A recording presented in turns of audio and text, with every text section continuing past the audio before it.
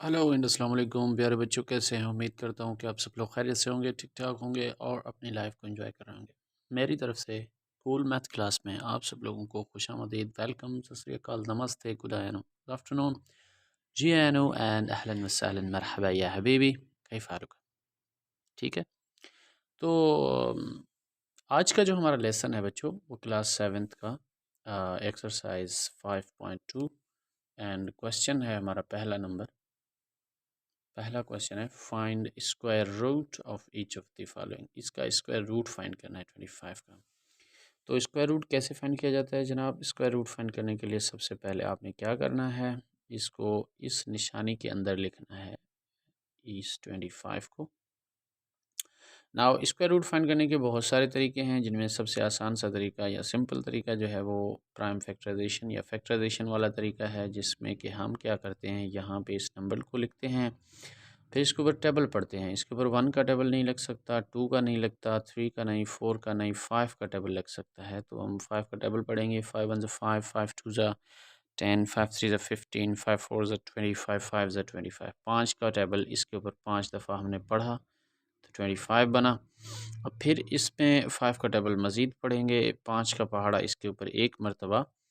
तो जब तक हमें एक नहीं मिलता हम ये टेबल्स पढ़ते रहेंगे। अब ये जो यहाँ पे नंबर्स आपको मिले हैं, इनको हम इसकी जगह पर लिखेंगे, लेकिन कुछ इस तरह से, यानी मल्टीप्लिकेशन में हम लिखेंगे 5 टाइम्स 5। ठीक है। अब 5 को 5 से मल्टीप्लाई करते हैं तो 25 बनता है, यानी ये एक ही बात है। तो हम क्या करते हैं, हम ये देखते हैं कि क्या इसका पेयर बनता है इस ब्रैकेट के अंदर, यानी क्या इसका पेयर बन रहा है? हाँ, बिल्कुल बन रहा है। तो जब इस तरह के नंबर हों जिनका पेयर बनता हो, तो वो पेयर हम एक करके इसको बाहर निकालेंगे, यानी इस पेयर की जगह पे हम एक लिखेंगे और यही हमारा आंसर होगा। ठीक है। तो यानी 25 का स्क्वायर रूट 5 है। अब दूसरे अल्फाज में इस सवाल के बाद हमें क्या समझ आया? इसमें हमें ये समझ आया कि हमें किसी बंदे ने कहा, आप इसको यूँ समझें, लाइफ लाइफ में एग्जांपल यूँ समझें, हमें किसी बंदे ने कहा कि एक स्क्वायर शेप है, ठीक है, कोई भी एक शेप है, जिसकी एराज़ी जो है वो 25 मीटर है, सेंटीमीटर स्क्वायर है, व्हाटएवर जो भी है, ठीक है, वो 25 है। तो आप हमें बताइए कि इसकी एक साइड की लेंथ कितनी होगी? लेकिन शर्त ये है कि ये स्क्वायर है, तो यानी स्क्वायर का मतलब ये है कि इसके चारों साइड्स आपस में बराबर हैं।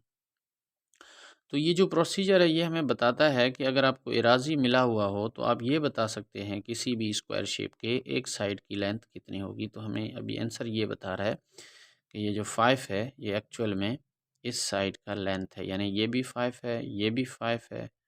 तो अगर अगर आपके पास लेंथ और विड्थ 5 होंगे, तो ऐसे किसी भी स्क्वायर शेप का जो एरिया होगा वो 25 होगा। तो ये हमें इस तरह हेल्प करता है। ठीक है। ये था पहला नंबर सवाल, हमारा जवाब यहाँ पर है, ये एक एक्स्ट्रा एग्जाम्पल आपको मैंने बताया है।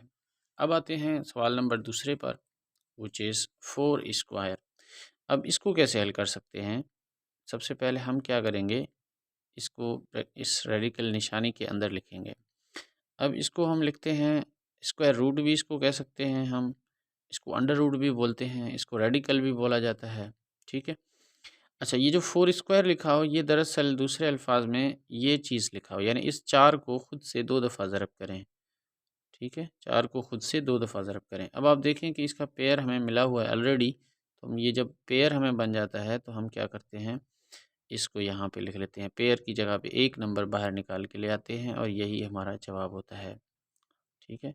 अच्छा, बाज़ औक़ात बहुत सारे बच्चे जो हैं वो मिस्टेक ये करते हैं कि जब ये आंसर लिखते हैं, इसके ऊपर फिर से दोबारा एक जो है ना रेडिकल की निशान लगा देते हैं, जो कि इंतहाई गलत है।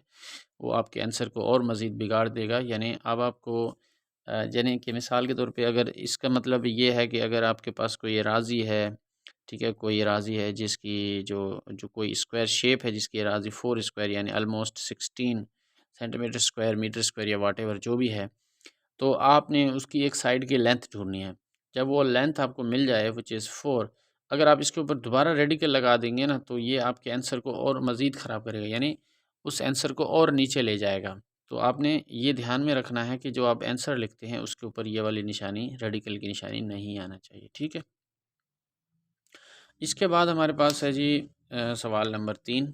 तो इसको भी समझते हैं। सवाल नंबर 3 हमें ये कहता है कि हमारे पास दूसरे अल्फाज में ये जो आम लाइफ की ज़बान में हम ये कहते हैं कि अगर हमारे पास एक शेप है जो कि स्क्वायर शेप है, उसकी टोटल एरिया जो है वो 81 है। अब हमें क्या करना है, एरिया इसकी एराज़ी 81 है, हमें ये बताना है कि इसकी एक साइड की लेंथ कितनी है। दूसरे अल्फाज में हमसे ये कहा जाता है कि इस सवाल का स्क्वायर रूट मालूम करें। स्क्वायर रूट हम जो मालूम करते हैं ना, वो हमें ज़्यादातर यही हेल्प करता है कि अगर किसी शेप का एरिया हमें गिवन हो और वो स्क्वायर शेप हो, तो हमें उसकी जो एक साइड की लेंथ है उसको ढूंढने में बड़ी आसानी होती है। ठीक है, तो यहाँ पे 81 लिखा हुआ है। अब मैं आपको एक और यहाँ पे कॉन्सेप्ट समझाना चाहता हूँ जो मैं ज़रूरी समझता हूँ आपको यहाँ पे बताना। देखें, यहाँ पे ये जो 81 है, इसको इसका सलूशन लिखते हैं। 81 का सलूशन, तो सबसे पहले तो आप 81 को ये स्क्वायर रूट लगा दें। ठीक है, ये रेडिकल लगा दें। अब हम क्या करेंगे, अगर आपको टेबल आते हैं तो ठीक है, और अदरवाइज़ आप यहाँ पे एक साइड पे एक छोटा सा रफ वर्क करेंगे जहाँ पे 81 को लिखेंगे। अब इस पे टेबल्स पढ़ते जाएंगे। टेबल हम किस चीज़ का पढ़ेंगे जनाब? टेबल हम पढ़ सकते हैं इस पे 3 का टेबल। 81 पे 3 का टेबल लगता है, 2 का नहीं लगता है। सो लिहाजा हम 3 से स्टार्ट करते हैं। तो 3 1 ज़ा 3, 3 2 ज़ा 6, 2 7 या 21, ये 27 बन गए। ठीक है, फिर 3 का टेबल पढ़ सकते हैं 9 दफ़ा, और फिर 3 का टेबल पढ़ सकते हैं 3 दफ़ा, फिर 3 का टेबल 1 दफ़ा। तो ये जो सारे नंबर आए ना, इनको हम फिर से दोबारा इसकी 81 की जगह पे लिखेंगे ऐसे, 3 टाइम्स 3 टाइम्स 3 टाइम्स 3। ठीक है, ये 81 की जगह पे है। अब हम देखेंगे कि क्या इनसे इनके पेयर बनते हैं, यानी एक पेयर ये बन रहा है, एक पेयर ये बन रहा है। ये किस चीज़ का बन रहा है? ये 3 का पेयर बन रहा है, तो हम एक दफ़ा 3 लिखेंगे। ये भी 3 का पेयर बन रहा है, तो एक दफ़ा लिखेंगे। अब जो हमारा आंसर होगा ना, वो इन दोनों को मल्टीप्लाई करके 3 मल्टीप्लाई बाई 3 यानी 9 इसका आंसर होगा। जो ये आंसर्स रेडिकल से बाहर निकल आएंगे एक होके, तो उनको आपस में मल्टीप्लाई करेंगे। अगर एक से ज़्यादा होंगे, अगर एक होगा तो फिर एक ही दफ़ा लिखेंगे, वही आंसर होगा। अगर एक से ज़्यादा होंगे तो उनको मल्टीप्लाई करेंगे, जो आंसर होगा वो हमारा आंसर। अब ये हमें आंसर क्या बताता है? ये आंसर हमें ये बता रहा है कि आपका जो ये शेप था, जिसकी एराज़ी जो है 81 सेंटीमीटर स्क्वायर, मीटर स्क्वायर या जो भी है, उसकी एक साइड का जो लेंथ होगा ना, वो 9 होगा। यानी 9 ये होगा, 9 ये होगा। अगर ऐसी कोई शेप जिसका साइड लेंथ 9 और 9 हो, उन दोनों को आपस में मल्टीप्लाई करेंगे आप, तो आपको जो एरिया होगा वो 81 मिल जाएगा। तो यानी इसका आंसर ये हो गया। अब हम आते हैं इधर। सो दिस वन 36 का स्क्वायर। सबसे पहले तो आपने क्या करना है, इसको रेडिकल के अंदर लिखना है, क्योंकि हमें स्क्वायर रूट ढूंढने का कह रहा है। तो हमने ये लिखा, और अगला स्टेप हमारा ये है। इस तरह के सवालों को आप इस तरह हल कर सकते हैं। ये 36 है, इसको आप 36 से 2 दफ़ा मल्टीप्लाई करें। वो क्यों कर रहे हैं? क्योंकि हमें ऊपर यहाँ पे ये कह रहा है कि आप इसको जो है ये जो 2 है, इसका मतलब ये है कि 36 को खुद से 2 दफ़ा ज़रब करें। अब देखें, ये एक पेयर बना हुआ है, तो हम क्या करेंगे, इस पेयर की जगह पे एक दफ़ा 36 लिखेंगे, जो कि हमारा आंसर होगा। अच्छा, अब आप क्या मुझे बता सकते हैं कि ये जो आंसर है, ये हमें क्या क्या शो कर रहा है हमें? ये हमें ये बता रहा है कि जनाब, आपके पास कोई भी एक शेप है जिसकी जो एरिया है वो 36 सेंटीमीटर स्क्वायर है। यहाँ पे 36 सेंटीमीटर स्क्वायर या व्हाटएवर जो भी है, ठीक है, बल्कि 36 का स्क्वायर है।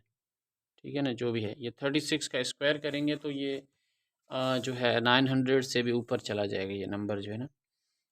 तो यानी ये तकरीबन कोई 900 या इससे भी ज़्यादा कोई बड़ा नंबर है, जिसकी एराज़ी जो है ना, एक शेप की जो एराज़ी है वो 900 स्क्वायर फुट या स्क्वायर मीटर या इससे भी ज़्यादा है।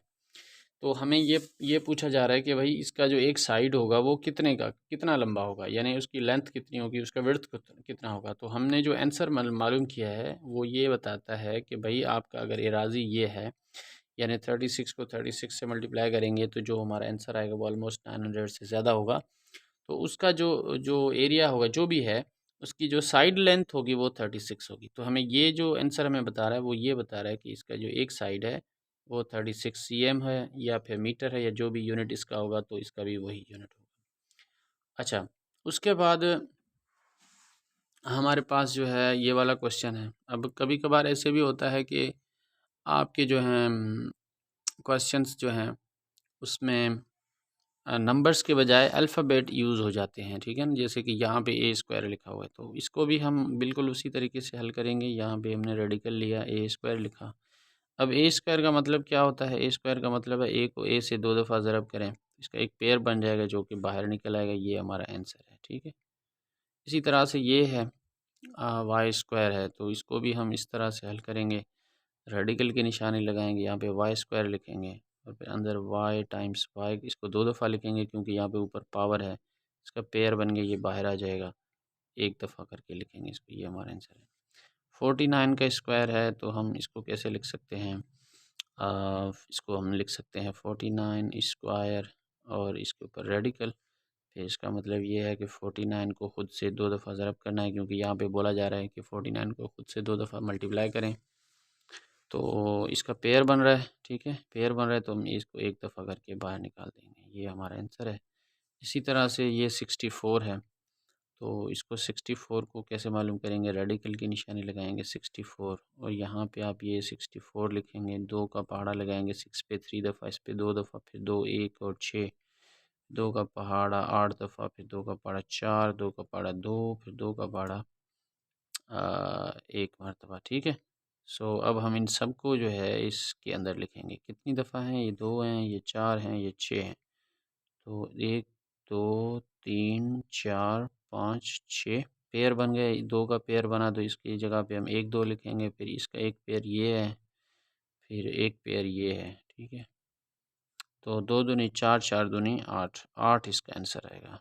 यानी अगर कोई शेप होगा जिसकी एरिया 64 सेंटीमीटर स्क्वायर होगी, तो उसके एक साइड की जो लेंथ है वो 8 सेंटीमीटर होगी। शर्त ये है कि वो जो जो एरिया हो वो किसी स्क्वायर शेप का हो, उनके लिए ये सारा वैलिड है। तो ये था आज का हमारा लेसन एक्सरसाइज 5.2 क्वेश्चन नंबर 7 में, सॉरी क्लास 7 में एक्सरसाइज 5.2 क्वेश्चन नंबर ए, जिसके ये हमने तमाम पार्ट्स आज हल किए हैं। उम्मीद करता हूँ कि आपको समझ आया होगा। इसी के साथ ही मुझे इजाज़त दीजिएगा। आप लोगों का बहुत बहुत शुक्रिया। अगर कोई सवाल हो तो आप कमेंट्स में ज़रूर पूछ सकते हैं। इसी के साथ ही मुझे इजाज़त। अल्लाह निगहबान। खुदा हाफिज़।